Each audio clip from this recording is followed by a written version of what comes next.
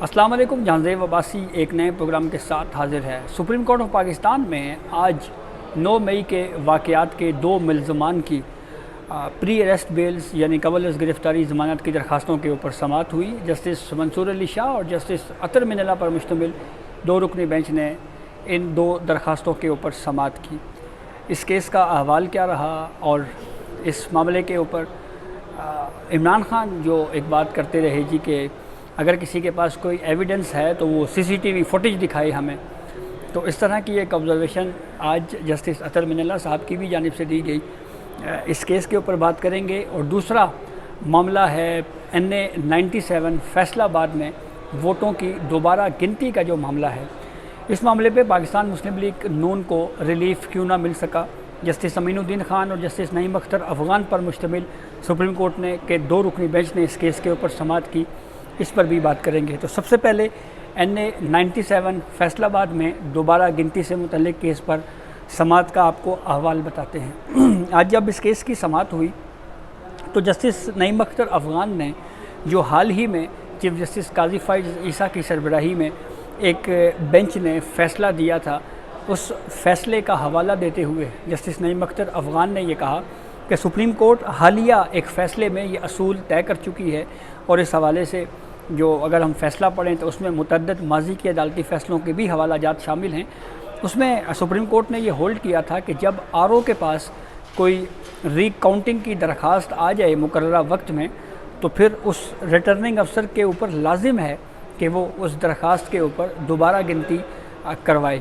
لیکن ان کیسز میں ہوا یہ تھا کہ ROs کی جانب سے الیکشن کمیشن میں جب پروسیڈنگ چلی تو یہ موقف اختیار کیا گیا کہ اس وقت ماحول سازگار نہیں تھا، موب تھا، ہمارے RO کے دفاتر کی دیواروں کے اوپر تک لوگ جو پولیٹیکل پارٹیز کے کارکنان تھے وہ چڑھے ہوئے تھے، باہر جو ہے وہ بھی ماحول کوئی سازگار نہیں تھا، اس لیے ہم ری کاؤنٹنگ کی درخواست کے اوپر جو ہے وہ اس کے اوپر کوئی مائنڈ اپلائی نہیں کر سکے یا اس کے اوپر کوئی فیصلہ نہیں کر سکے۔ تو اس کے اوپر بھی سپریم کورٹ نے یہ ہولڈ کیا کہ جب RO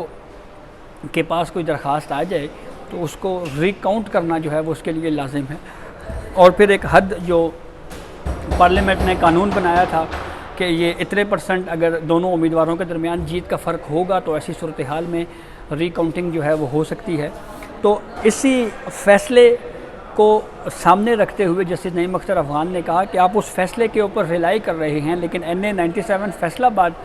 کی اگر ہم بات کریں تو یہاں پہ تو اس کیس کے فیکٹس جو ہیں اس میں فرق ہے، اور اس میں فرق سپریم کورٹ آف پاکستان کی جانب سے یہ بتایا گیا کہ یہاں پہ کہیں پہ بھی ڈاکومنٹس میں یہ بات اسٹیبلش نہیں ہو رہی، یہ ظاہر نہیں ہو رہی کہ 8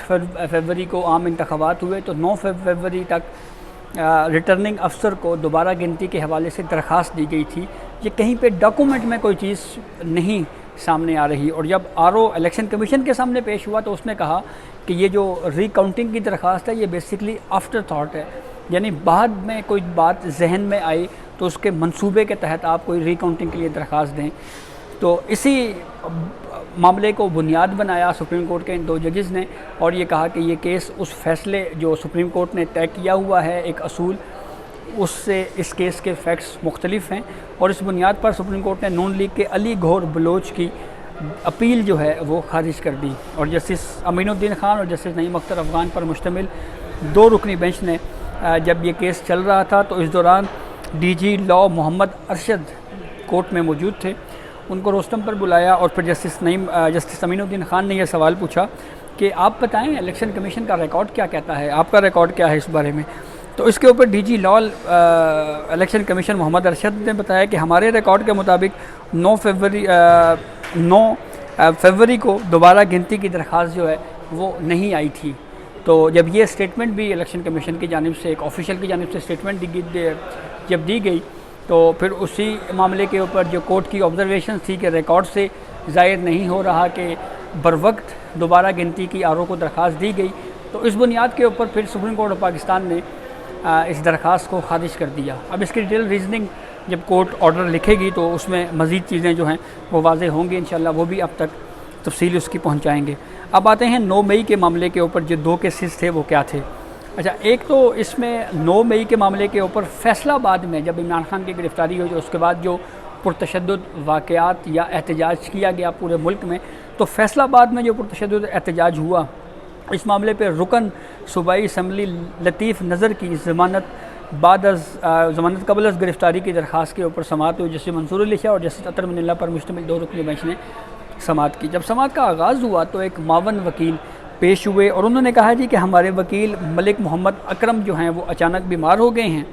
تو اس لیے وہ پیش نہیں ہو سکے۔ تو جسٹس منصور علی شاہ صاحب نے پوچھا کہ آپ کیا چاہتے ہیں، کہ آپ یہ چاہتے ہیں کہ یہ کیس ایڈجرن کر دیا جائے، کیس ملتوی کر دیا جائے؟ تو انہوں نے کہا ہاں جی میری یہی رائے ہے کہ آپ اس کیس کو ایڈجرن کر دیں۔ تو اس پہ پھر جسٹس منصور علی شاہ نے یہ پوچھا کہ آپ کے موکل یعنی جو نومینیٹڈ پرسن ہیں، ایم پی اے ہیں صوبائی اسمبلی کے لطیف نظر، کیا وہ کورٹ میں موجود تھے؟ تو پھر لطیف نظر جو ہے وہ اپنی نشست کے اوپر کھڑے ہوئے اور کہا جی کہ یہ میرے موکل جو ہیں وہ اس وقت کورٹ میں موجود ہیں۔ تو پھر اس کے بعد سپریم کورٹ نے عدم حاضری جو مرکزی وکیل تھے ان کی سبب سماعت غیر معینہ مدت تک کے لیے ملتوی کر دی۔ لاہور ہائی کورٹ نے 24 جنوری کے فیصلے کے خلاف سپریم کورٹ میں ضمانت قبل از گرفتاری کی درخواست دائر کی تھی، اور لاہور ہائی کورٹ نے ضمانت قبل از گرفتاری کی درخواست مسترد کر دی تھی۔ اس معاملے کے اوپر آفیشل سیکرٹ ایکٹ بھی اطلاق کیا گیا ہے، اس کے اوپر ATC کی بھی دفعات ہیں، اور الزام یہ ہے جی کہ یہ موب کو لیڈ کر رہے تھے، اینٹی اسٹیٹ کچھ تقاریر کی گئی اور پرتشدد وہ پورا ماحول تھا اور اس میں پروٹیسٹ ہوا۔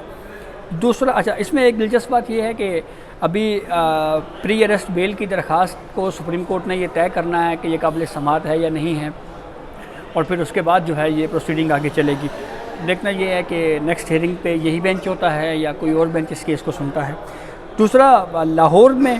9 مئی کے واقعات میں نامزد ایک ملزم تھے حماد نذیر، ان کی درخواست ضمانت جو قبل از گرفتاری کی درخواست تھی اس کے اوپر سپریم کورٹ نے پنجاب کی پروسیکیوشن کو نوٹس جاری کیا ہے، اور وکیل درخواست گزار نے کہا جی کہ ملزم پر پولیس کانسٹیبل کو ڈنڈا مار کر زخمی کرنے کا الزام ہے، اور میڈیکل رپورٹ کے مطابق پولیس اہلکار کو ہجوم نے پتھر مار کر زخمی کیا تھا۔ جسٹس اطہر من اللہ نے پوچھا کہ کیا ملزم موقع کے اوپر موجود تھا؟ تو وکیل نے کہا جی کہ ملزم دکاندار ہے لیکن وہ موقع پہ موجود نہیں تھا۔ جسٹس اطہر من اللہ نے کہا کہ کیا ملزم کی موجودگی کی کوئی CCTV فوٹیج ہے؟ تو اس پہ جسٹس منصور علی شاہ نے کہا کہ ملزم کی موجودگی کے کیا شواہد پیش کیے گئے ہیں؟ تو اس پہ وکیل صفائی نے کہا کہ کوئی CCTV فوٹیج جو ہے وہ پیش نہیں کی گئی۔ تو کورٹ نے پروسیکیوشن کو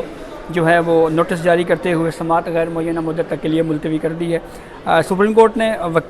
ملزم کی موجودگی کے حوالے سے یہ آبزرویشن دی ہے کہ CCTV فوٹیج سے جو ہے وہ یہ عیاں ہوگا کہ کیا ملزم جو ہے وہ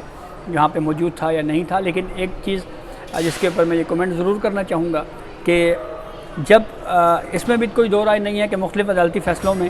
بیل کے رائٹ کے اوپر بہت کچھ لکھا گیا ہے اور اس پہ ججمنٹس بھی موجود ہیں، لیکن ایک اہم سوال یہ ضرور ہے کہ کورٹس کو بیل کے کیسز میں اس طرح کے ایویڈنسز کے اوپر بات نہیں کرنی چاہیے جس سے مرکزی ٹرائل یا مین ٹرائل جو ہے وہ متاثر ہو۔ ہم نے سائفر کیس میں یہ ایک مثال دیکھی ہے کہ سپریم کورٹ نے سائفر کیس میں اس طرح کی ایشوز کے اوپر ڈسکس کیا جو کہ ٹرائل کورٹ کو کرنے چاہیے تھے۔ تو یہاں بھی آپ کو یاد ہوگا عمران خان جو ہے وہ بہت سارے ایسی خبریں ہمارے سامنے آئیں جہاں پہ اڈیالہ جیل میں صحافیوں سے غیر رسمی گفتگو میں انہوں نے یہ کہا کہ اگر کوئی ایویڈنس ہے تو CCTV فوٹیجز پیش کی جائیں۔ تو جسٹس اطہر من اللہ صاحب نے ملزم کی موجودگی کے حوالے سے یہ ضرور کہا جی کہ یہ CCTV فوٹیج ہے یا نہیں ہے، لیکن مین ایویڈنسز جو ہیں وہ بہرحال ٹرائل کورٹ ہی دیکھتی ہے، اور اس معاملے کے اوپر عدالت کے فیصلے بھی موجود ہیں، اور بیل کے حوالے سے کورٹ جو چند بنیادی اصول جو اب تک کچھ کیسز کرمنل کیسز میں نے کور کیے اس میں جو اصول طے ہوا، ایک تو یہ ضرور کورٹ دیکھتی ہے کہ اس بیل کا یا ضمانت کا مس یوز نہ ہو، پھر اس کے بعد ملزم جو ہے وہ ٹرائل میں شریک ہو، اور پھر یہ اصول بھی ہوتا ہے کہ ملزم ایبسکونڈ نہ کر جائے، عدالت کی حدود سے باہر ملک چھوڑ کے کہیں فرار نہ ہو جائے، روپوش نہ ہو جائے۔ تو وہ یہ چند بنیادی چیزیں ہیں جس کی بنیاد کے اوپر ضمانتیں تو دے دی جاتی ہیں، اور بیل کو ایک رائٹ کے طور کے اوپر بھی عدالتوں نے اس کے اوپر فیصلے دیے بھی ہیں، ان اصولوں کے اوپر کہ مس یوز نہیں ہوگی یا اس کا ملزم جو ہے وہ ایبسکونڈر نہیں ہوگا، ٹرائل میں شامل ہوگا۔ لیکن جو ایویڈنسز کی بات ہے یہ میرے خیال میں ٹرائل کورٹ کو ہی دیکھنے چاہیے، اور اگر یہ سپیریئر کورٹس اگر ان ایویڈنسز کا جائزہ لینا شروع کر دے گی جی کہ CCTV ہے اور کیا شواہد ہیں، اور ان شواہد کے اوپر کوئی کمنٹ کرنے سے میرے خیال میں ٹرائل جو ہے وہ نیچے متاثر ضرور ہوتا ہے۔ یہ ہم نے سائفر کیس میں بہرحال دیکھا، اسلام آباد ہائی کورٹ نے کچھ آبزرویشنز بھی دی جب سپریم کورٹ میں بیل کا معاملہ جو ہے وہ آیا، اور ضمانت کے کیسوں میں یہاں پہ ایڈیشنل نوٹس بھی جو ہے وہ اس کی بھی ایک بڑی یونیک ہسٹری ہے۔ تو دیکھیں اب یہ کیس دوبارہ ہیئرنگ کے لیے فکس ہوتا ہے تو سپریم کورٹ اس کے اوپر کیا فیصلہ کرتی ہے۔ تو یہ اب تک کی اپڈیٹ تھی جس سے ہم نے آپ کو آگاہ کیا، بہت شکریہ۔